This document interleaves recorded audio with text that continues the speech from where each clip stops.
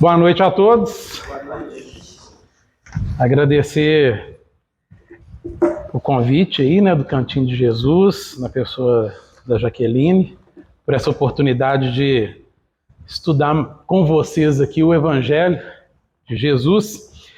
Hoje, como o Delano disse, dando continuidade ao estudo aí do capítulo 28, que é a coletânea de preces espíritas.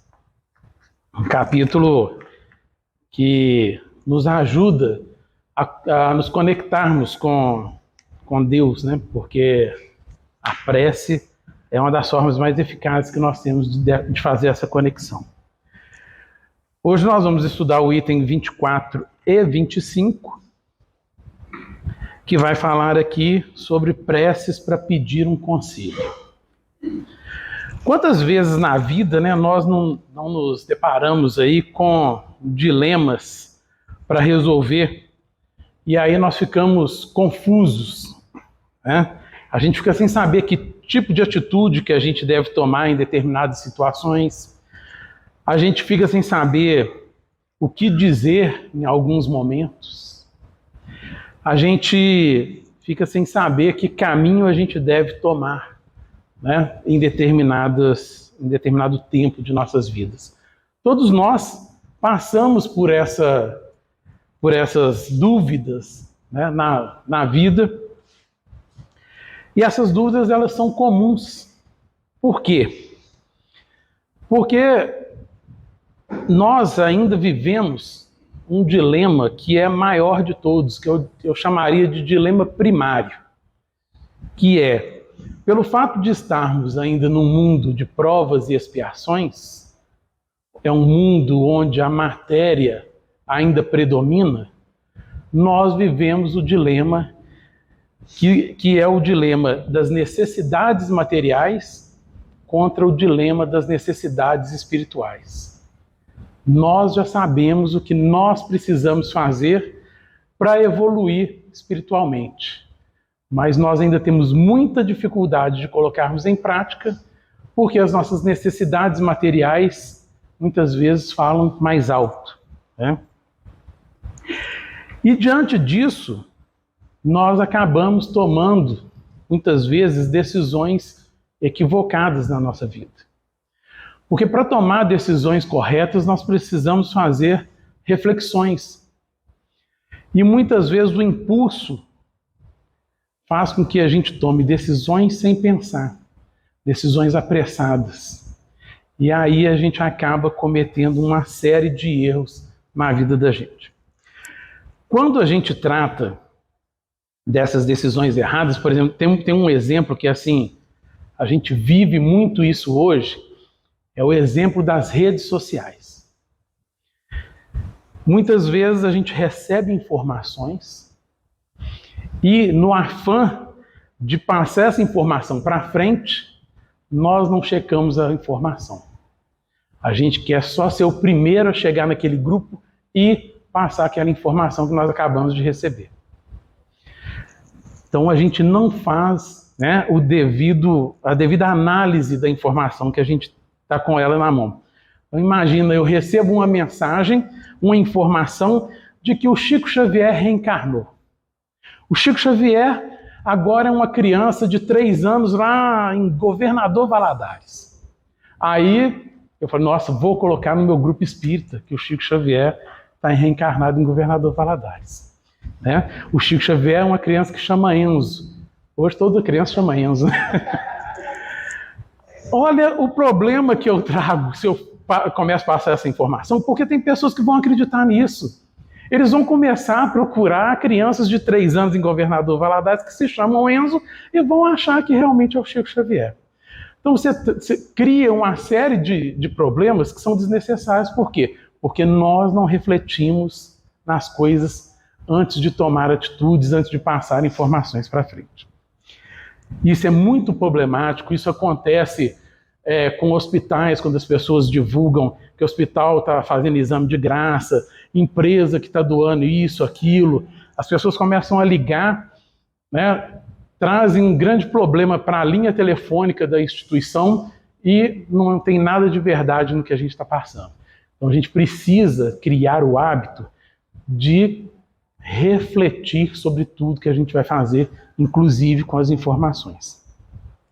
O Kardec, aqui no item 24, qual que é a orientação que ele nos dá para quando a gente ficar em dúvida do que fazer ou não fazer?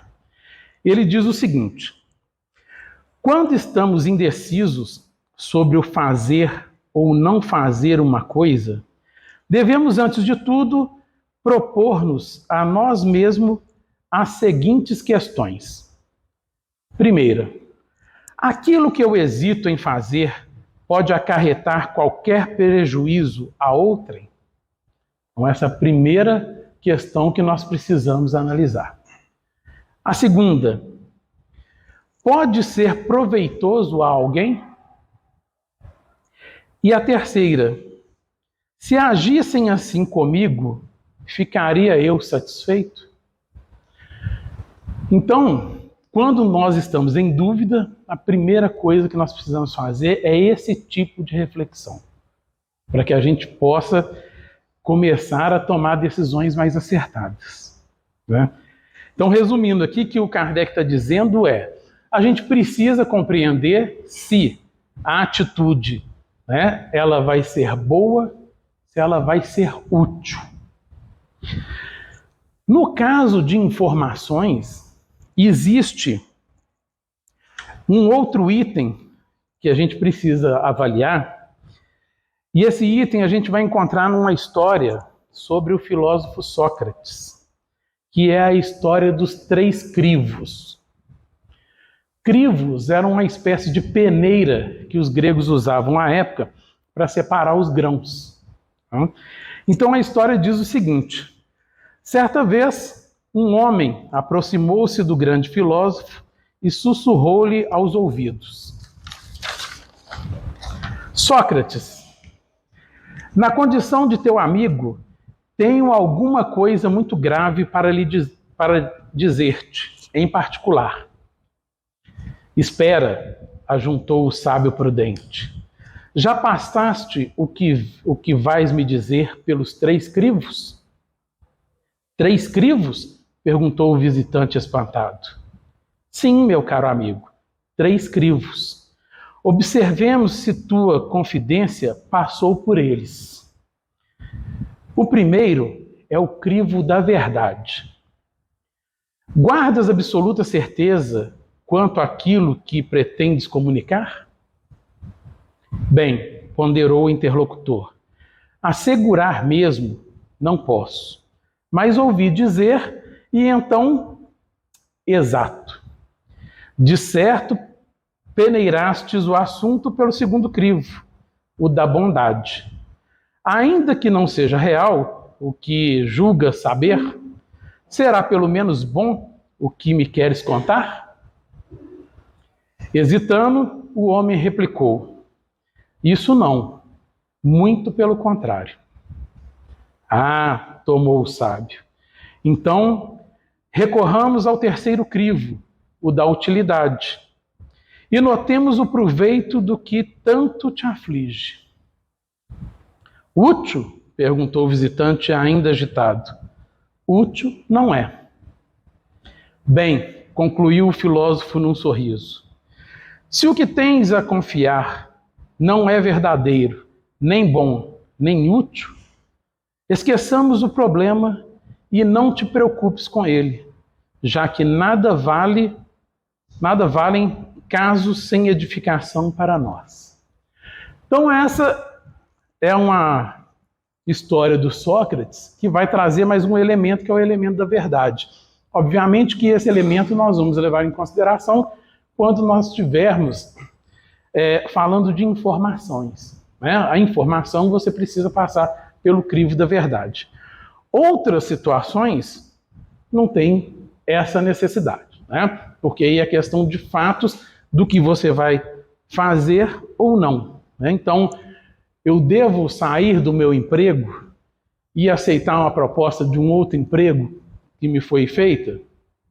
Então, não cabe aqui o crivo da verdade. Mas vai caber sim o crivo da utilidade e da bondade. Quando você vai trocar de emprego, esse novo emprego vai te proporcionar algo de mais útil? Vai te proporcionar a condição de aumentar as coisas boas que você faz? Então, esse é o tipo de situação que nós devemos pensar na hora de tomar algumas decisões. Tá? Na hora de decidir um estudo, né? Qual área de conhecimento eu vou estudar? Então, também esse tipo de pergunta vai caber. Né? Se o que você vai estudar, qual a possibilidade que ela vai te dar de ser mais útil e de ser melhor como pessoa. Né?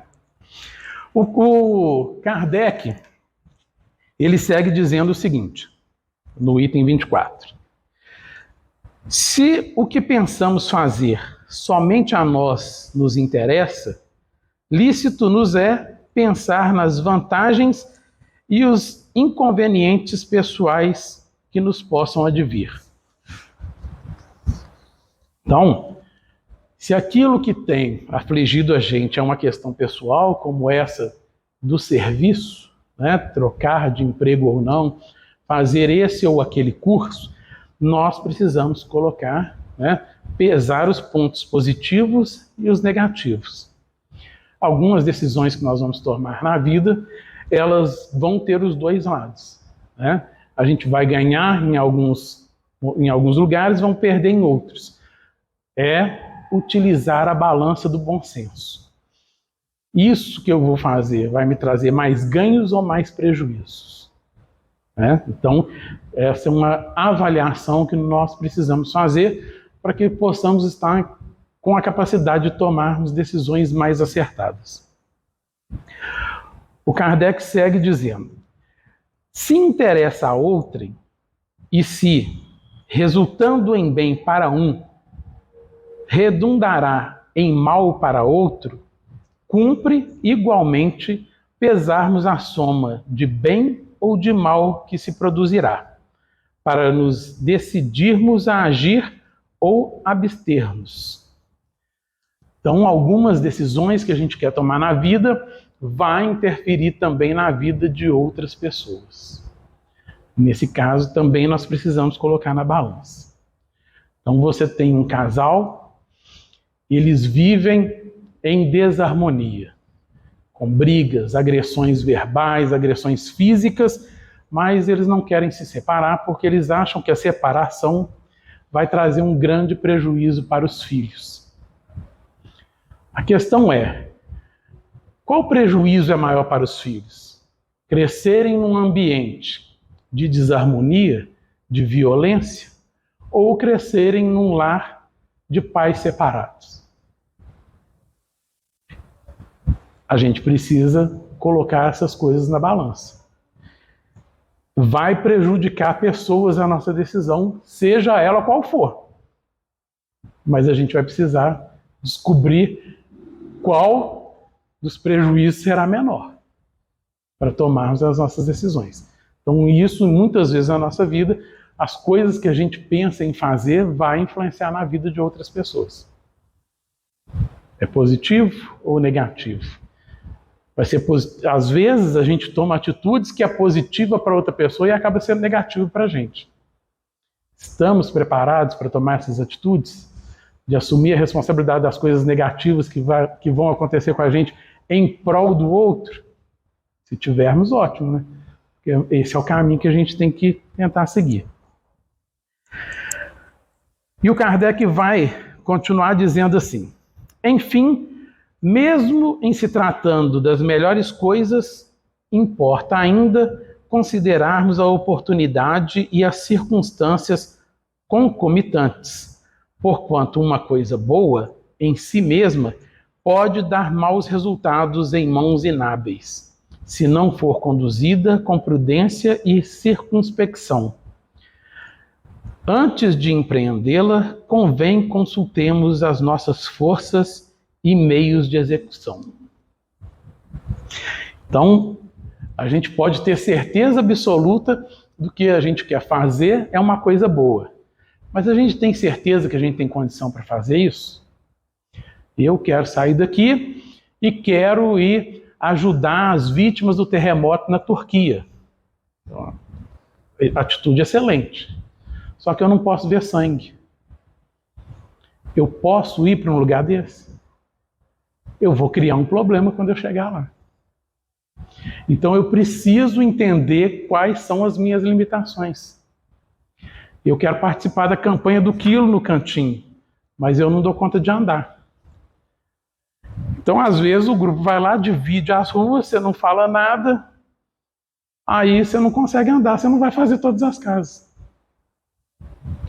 Então, querer fazer o bem não basta.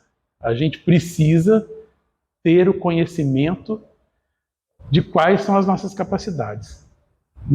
Hoje, no que eu estou preparado para ajudar, para auxiliar, para fazer. Infelizmente, nós ainda não estamos naquele estágio que nós podemos fazer tudo, né?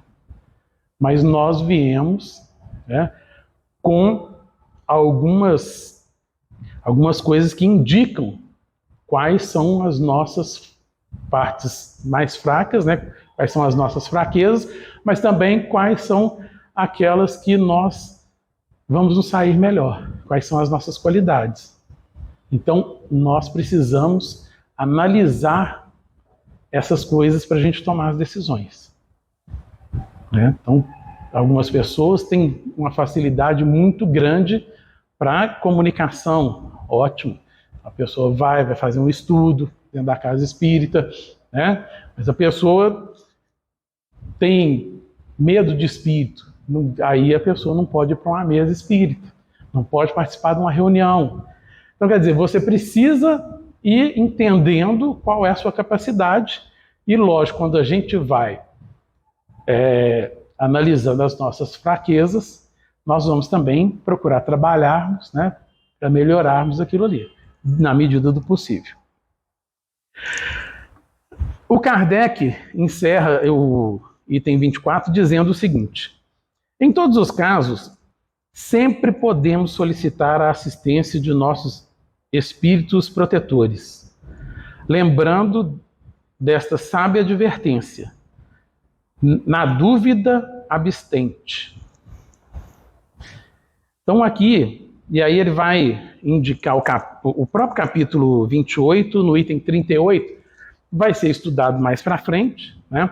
Mas é um capítulo que vai falar aqui sobre a nossa condição quando nós estamos dormindo. Da importância da gente fazer uma oração quando a gente está dormindo, para que a gente possa se conectar com os espíritos protetores, com a espiritualidade amiga, e que eles possam nos levar para lugares onde nós vamos fazer estudos e vermos a nossa vida de forma que a gente possa, quando voltar, né, acordar no corpo físico, a gente possa tomar decisões mais claras sobre aquelas dúvidas que a gente está tendo. E ainda assim, se você continua na dúvida, ele vai falar aqui, na dúvida, abstente. Ou seja, na dúvida é melhor você não fazer. Tá? Porque deixar de fazer alguma coisa é menos pior do que você fazer uma coisa errada. Então, a gente deixa de fazer. Mas, quando ele fala da questão dos espíritos protetores, e nós que já estamos na doutrina espírita e sabemos dessa força, nós temos que ter a fé, a confiança de que, quando nós pedimos a ajuda desses espíritos, eles vão nos auxiliar. Eles vão nos intuir a tomar boas decisões. E isso, na verdade, qualquer pessoa que pare um pouquinho para refletir sobre fazer ou não alguma coisa, ela vai perceber que vem na cabeça alguns indicativos. E aí é como se fosse aqueles desenhos animados, né, que vem um capetinho de um lado e um anjinho do outro, falando com o personagem ali o que ele tem que fazer. É mais ou menos isso. Se nós temos a intenção de fazer alguma coisa que não devemos, virá na nossa mente a intuição para que a gente faça, mas também virá na nossa mente a intuição para não fazer. Se nós tivermos mais, pendendo mais a fazer, o conselho do fazer vai ser mais forte e a gente vai acabar fazendo se a gente não tiver força de vontade. Porque vários espíritos virão para se juntar naquele pensamento para que a gente faça. E o contrário também é verdadeiro. Quando eu estou disposto a fazer alguma coisa boa, virão vários espíritos que vão me auxiliar, que vão me intuir a realmente fazer. Mas também virão aqueles para dizer para que eu não faça. Porque os nossos espíritos, os nossos inimigos espirituais, eles não querem que a gente progrida. Então, todas as vezes que a gente quer fazer uma coisa boa, eles, conhecendo as nossas fraquezas, eles vão utilizá-las para que a gente desista do que a gente está com a ideia de fazer. Então, vem à cabeça também, nossa agora, sim. Pedir um conselho, uma orientação. Que a terça pública nós sabemos que tem a orientação através da fotografia. E a gente fica imaginando como que a espiritualidade se mobiliza, a equipe espiritual, dá esse suporte à casa, como que essa equipe ela é trabalhada, como que a espiritualidade vai envolver esses corações. Por quê? Eles vão dar uma orientação, eles vão dar um conselho àquele que chega à casa espírita, quer um conselho, quer uma orientação. Por isso nós temos hoje o atendimento fraterno, o atendimento fraterno encaminhado uma orientação, e aí nós, como encarnados, estamos observando como pedir. Vai ser útil? Não vai ser útil? Vai servir para mim? E se servir para mim, vai prejudicar alguém?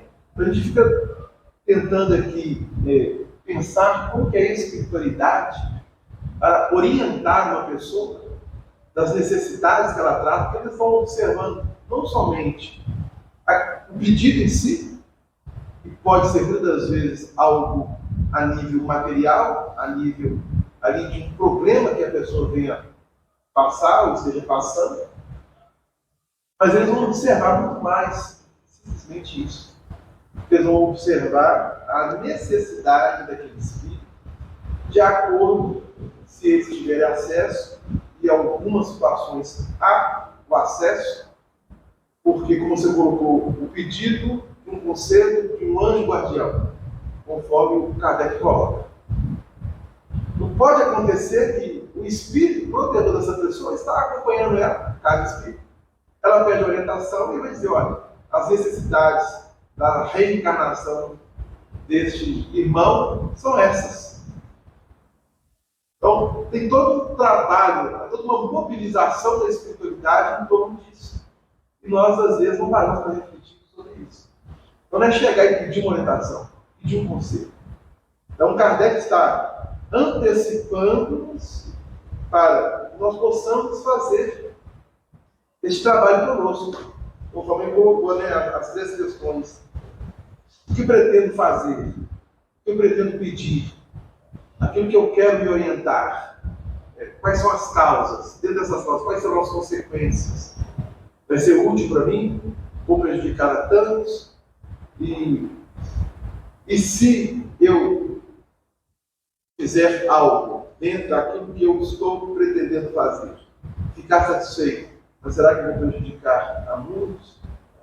Então, o que Kardec simplesmente está trazendo é mais uma roupagem mais moderna do Sócrates. Exatamente. Se nós vamos viver conforme Sócrates vivia, que ainda estava bem abaixo de Jesus, diga-se de passagem.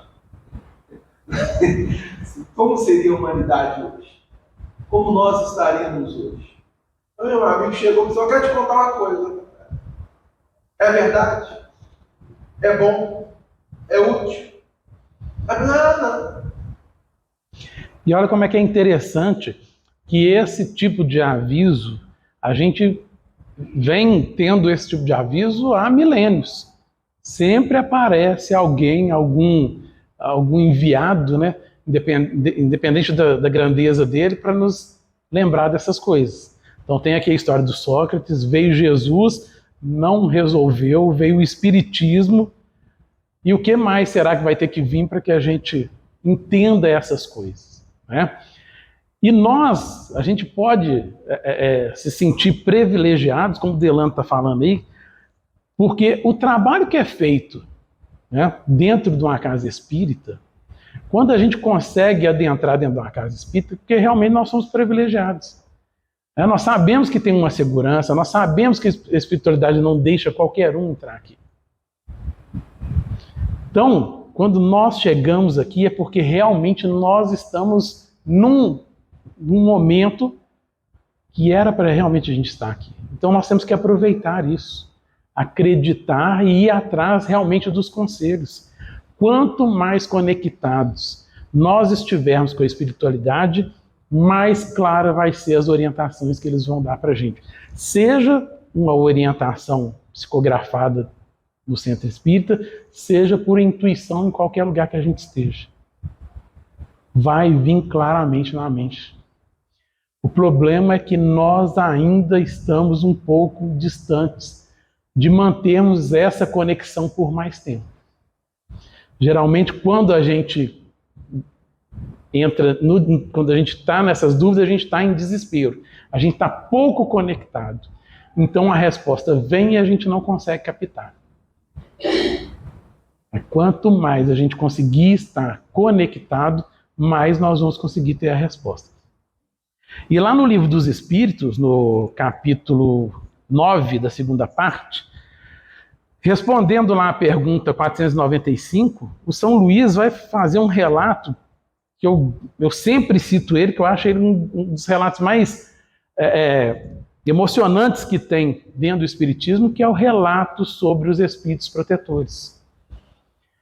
Que muitas vezes nós também esquecemos desse espírito, que é um espírito superior, né, que foi colocado ao nosso lado e que vai estar do nosso lado durante toda a nossa vida.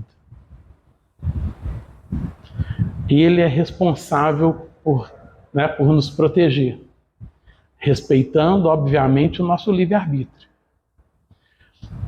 E muitas vezes nós estamos distantes desse espírito amigo, esse espírito protetor.